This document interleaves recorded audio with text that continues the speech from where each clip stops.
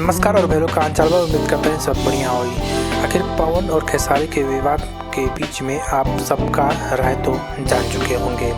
भोजपुरी के तमाम actor actress ने अपने तरफ से जो भी राय था उन्होंने रखा, लेकिन हाल ही फिलहाल में चर्चित अरविंद अकेला उर्फ कल्लू जी का शादी था, जहां पर दोनों स्टार खेसारी लाल यादव और पवन सिंह नहीं पहुंचे थे।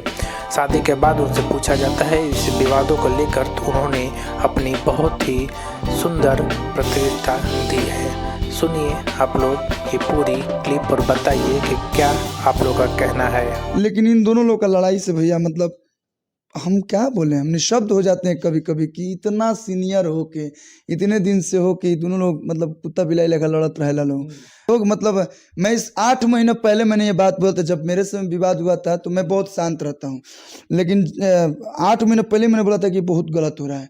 तो